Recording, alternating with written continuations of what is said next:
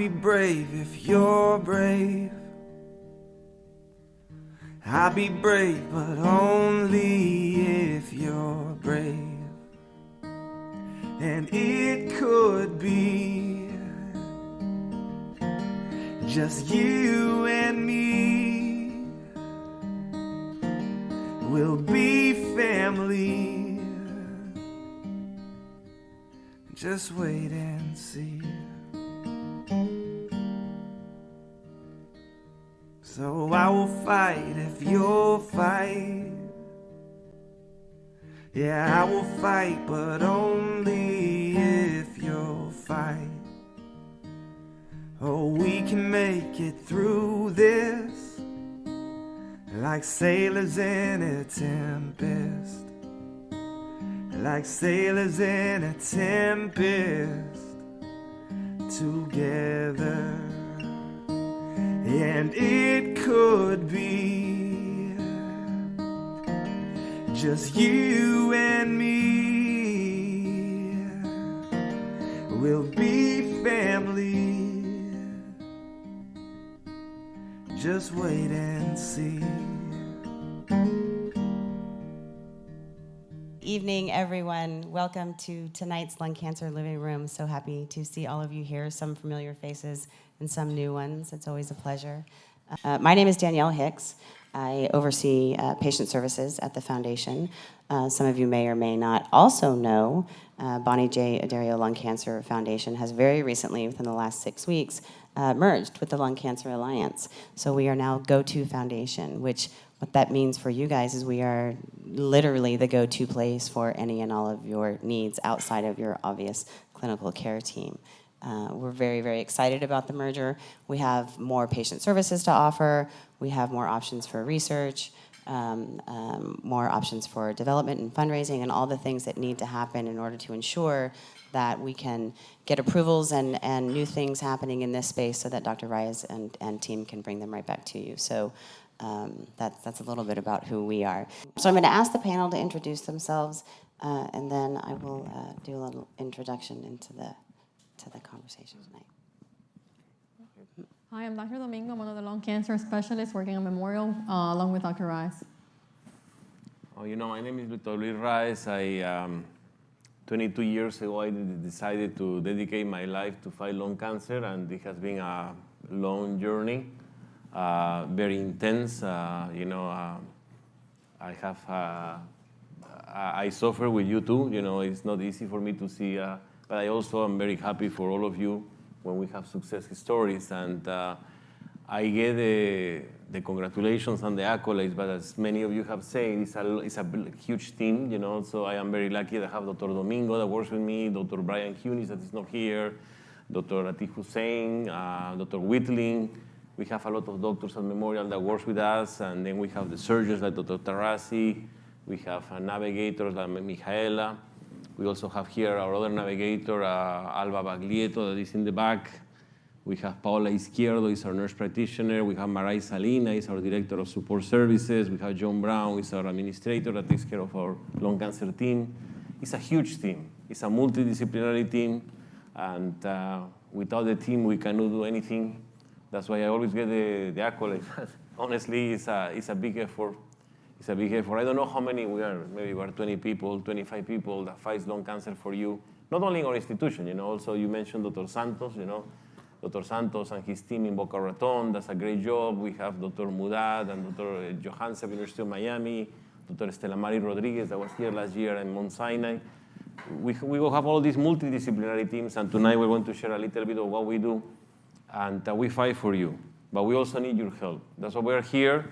Advocacy is very important. We need more funds for lung cancer research. And we have now the Bonnie Adario Lung Cancer Foundation. We have the Lung Cancer Alliance. Now we call them the Go-To Foundation. We need your support because we need more money, more funds for lung cancer research. As you can see, many of you are alive thanks to target therapy, thanks to some pills that we have now because we have discovered genes and we have targets for these genes. We only have treatments for 5 genes, and there are 70 genes that we can isolate in lung cancer patients. So we have many more treatments for more genes. So instead to give you empirical chemotherapy, we can give you what we call precision medicine, one treatment for each patient that works. And then 10 years later, we have a great successful story. That's why everybody that is watching online or watching in YouTube, we need more support. We need to support these lung cancer advocacy organizations. And I guess you are the patients and the caregivers. You know, sometimes when I talk about this, they say, oh, you are the lung cancer doctor, but you don't suffer. They listen to you. That's why we need your help and you need to fight together. No?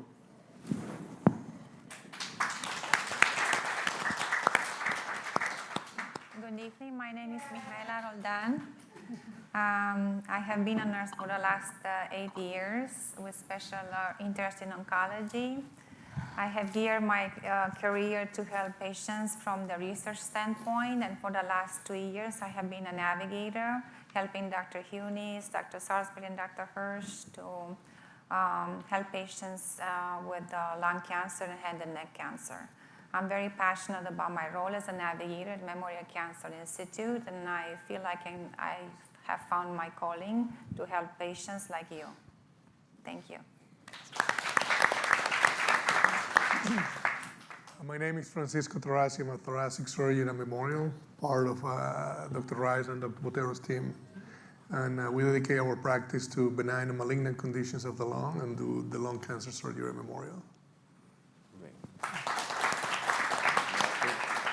So thank you all for your introductions, and I just want to reiterate something Dr. Reyes said about this team at Memorial. And we've been working with them for several years now, and I'll never forget the first time we came out to meet with everyone. We met with the entire team, and it was very overwhelming walking into that room.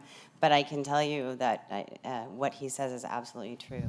Everyone there, the care team, right down to the administration, is behind this program and in this team. So thank you all for everything you're doing. Dr. Botero, you didn't get to introduce yourself. I'm sorry. That's okay. I recognize a few faces. I'm Dr. Botero, Ana Botero, Radiation Oncology, and I work with Dr. Terrazzi, with Dr. Rice, with Dr. Domingo. I think that we're all the same team, and it's always a pleasure to be here just sharing your experience with a little bit of our knowledge. So thank you. So I'm going to turn it over to Dr. Reyes in a minute. We're going to be talking about precision medicine tonight, what that looks like, what that means, one treatment for each patient.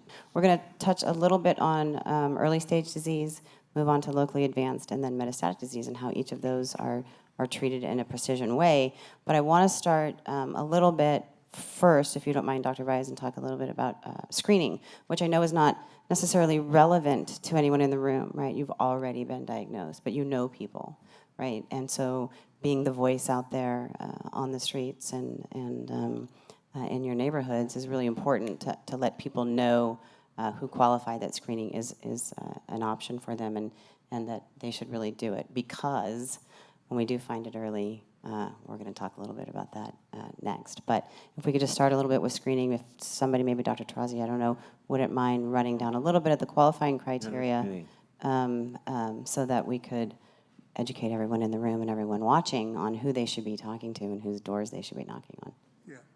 Well, the lung cancer screening has significantly changed, lung cancer, because when, as probably all of you have heard, there is screening for colon cancer, there's screening for breast cancer, screening for, prostate cancer, and there was nothing for lung out there, and people rely on a chest x-ray. They found out, chest x-rays are not as good. You could miss things in chest x-ray. And then they started looking at CT screening protocols, and when the trial came out, it was published in the New England Journal, the outcomes were so good, so great, that it was closed early because it was not fair to randomize people. And it saved more life than, if you screen lung cancer, you can save more life than all the other cancers combined, all the other screenings combined. And it's not only important because you save lives, it's also important because in the economics, when you look at the people that look at the economics of healthcare, which cost and benefits, also diagnosing early and making early stage diagnosis and curing those patients also impact healthcare in that way. So who qualifies for that? People that is over 55, people that are either former smokers that quit, within, I think it's 15 years of people that is actively smoking. And what is screening? It's just a low-dose CT that you get enough radiation to find an abnormal spot in the lung. And then once you find that, you can move on to a more specific testing. And most of the lung cancers, as is today, they get diagnosed late. Only probably 25 or less % of the people get diagnosed at stage 1, which is the earliest, and the one with the highest cure rate. 75 plus get diagnosed at stage, late stages, either 3 or 4. So it's important to make people aware and promote the screening, because the amount of lives that can be saved is tremendous. And the other point that is important to bring up is a lot of places are jumping into screening protocols, and it's very affordable. I mean, I think Memorial is doing it now for $50. Yeah, I think it used to be 100, now it's even 50, and that includes a reading. I mean, there is a lot of issues down the road to set up a program for that, but we're actively working at the system to come up with our own screening program. I mean, we do the test, and we're trying to set up the screening program. We now have a full-time dedicated person to look at that and run that program, but we're in the process of setting it up. Thank you. I really like the idea of everybody here was mentioning how grateful they are to Dr. Reyes and all the team for the help and support that you guys have provided. And I really like the idea that you mentioned of us helping you help us. So one thing that I was thinking about was, for example, a part of gratitude is not is what you say, but more what we do. And so I'm thinking about how I could help, how I could put my part in helping not just myself, but everybody else going through scenarios like that. So I'm thinking like maybe I could do something like a tithing to foundations like the Bania Dario Foundation that help support the research that goes into all these great immunotherapy pills and procedures that help us. And I'm wondering if you guys had any advice on. I'm only an individual, so there's only so much I'd be able to give. So I'm wondering if you guys had any helpful insights on strategies that we may be able to use, and this will go to you, Dr. Reyes, and also you, Daniela, for to see how we may be able to maximize donations being given to research that essentially help us. Well, you can do much more than what you can imagine, because if you, I don't know if you're aware, but Bonia Dario Lung Cancer Foundation started with one patient. Bonia Dario is a patient. She survived lung cancer with a huge surgery, that saved her life, but she's a patient.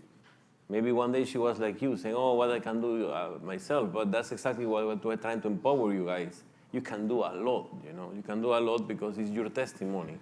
Every time that I talk about it, they say, yeah, you're talking about, but it's not you. But when you talk, you're talking about your own life.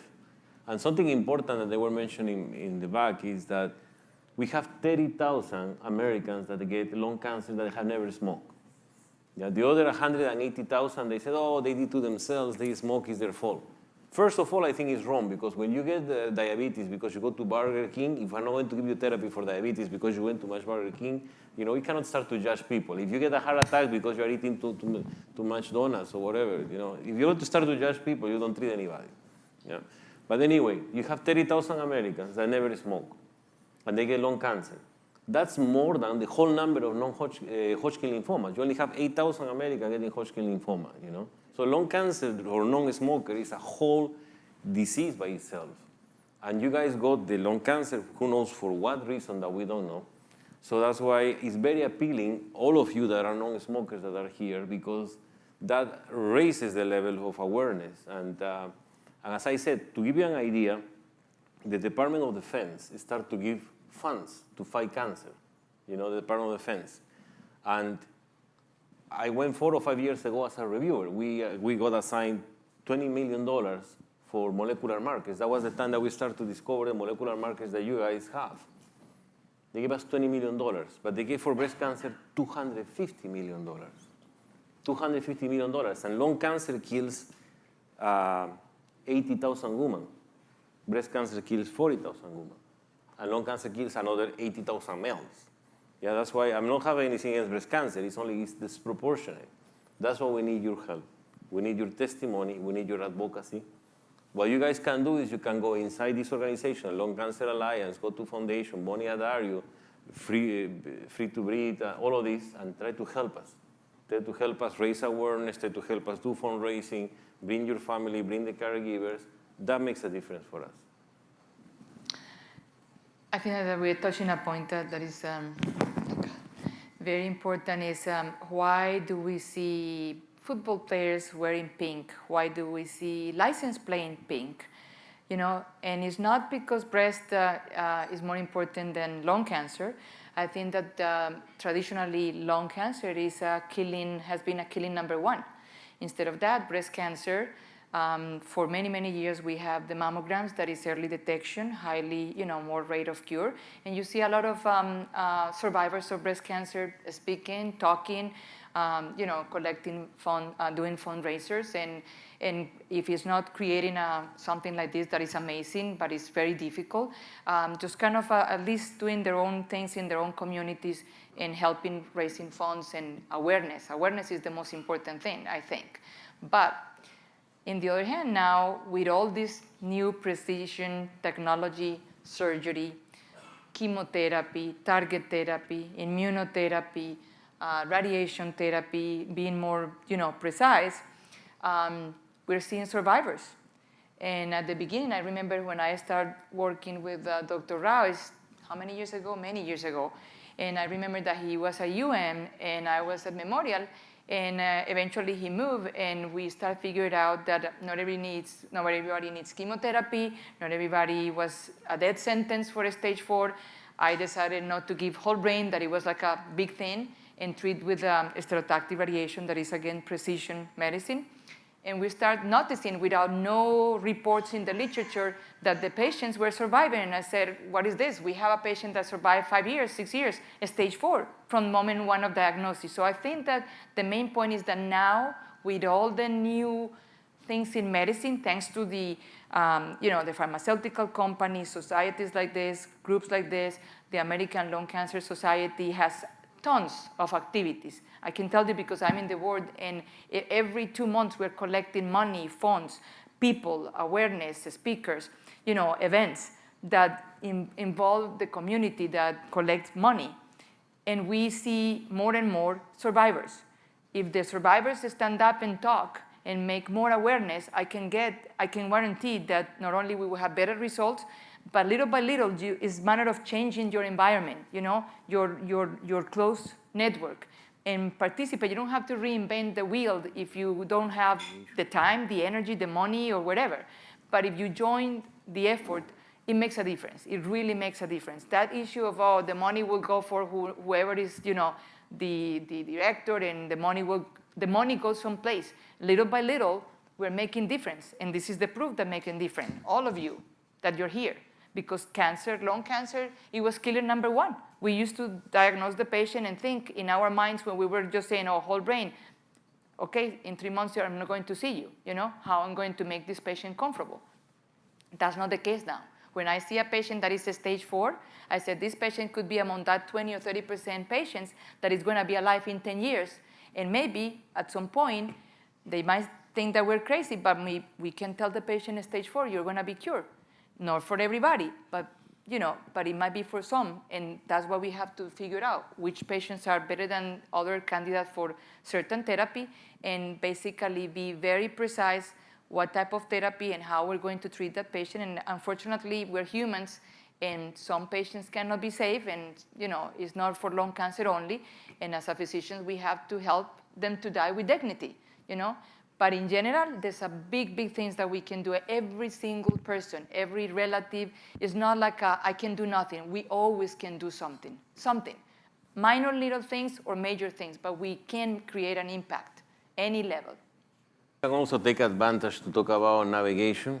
I want to introduce Michaela because I think as we are talking about the importance of the multidisciplinary team, I think it's important that we use all of these resources. So in the Bonnie Dario Lung Cancer Foundation, we have lung cancer centers of excellence, and we require that every hospital or healthcare system that wants to be called a lung cancer center of excellence have a lung cancer navigator, because the lung cancer treatment is very complex, and we need somebody to orchestrate all of the care so the patient doesn't have to wait 2 or 3 weeks to see each doctor, Can you say a couple of words? Good evening again. I put some information together, so hoping that my message will get to you. Every time you have questions, concerns, or you feel like something is there that's missing, please reach out to us. I know cancer diagnosis can feel like a long and confusing journey. So we have a supportive we are a supportive and professional resource who can help answer your questions, and we can provide reminders. We can be a steady person who can guide you through this journey. We can offer comfort and to you and your family.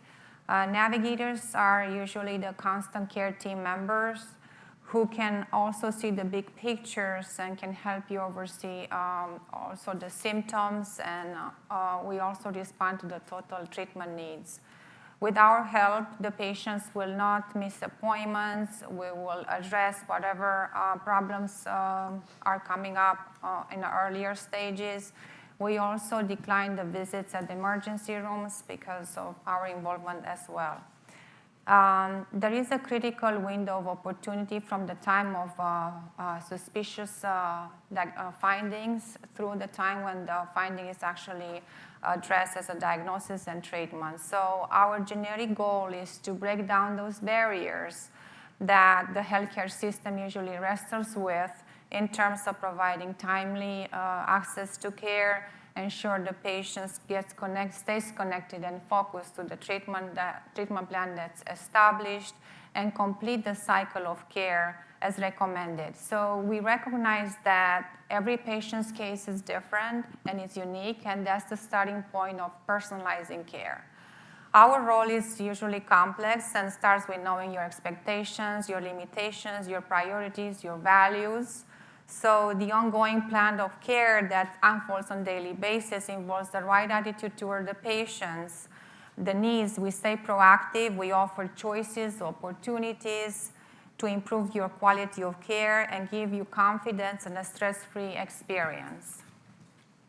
The Navigator aims to maintain a set of holistic standards and follows the patient's journey and also the changing needs from the time of diagnosis and treatment through survivorship.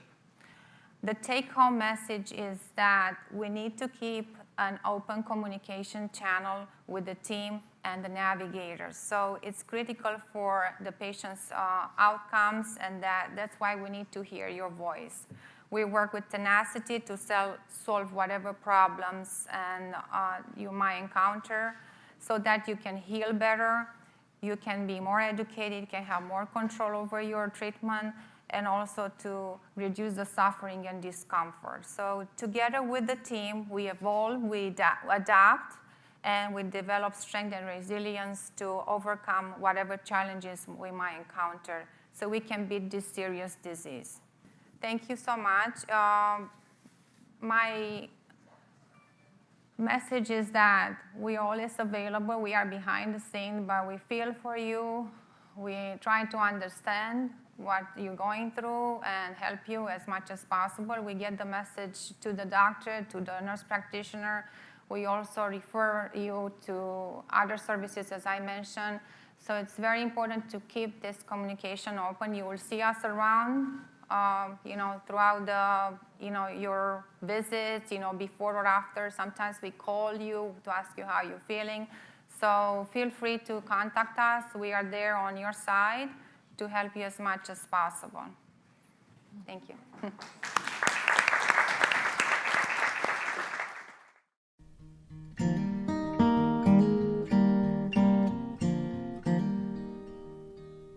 Oh, I'll be brave if you're brave. I'll be brave, but only if you're brave. And it could be just you and me. We'll be family. Just wait and see. So I will fight if you'll fight. Yeah, I will fight, but only if you'll fight. Oh, we can make it through this like sailors in a tempest. Like sailors in a tempest together. And it could be just you and me. We'll be family. Just wait and see.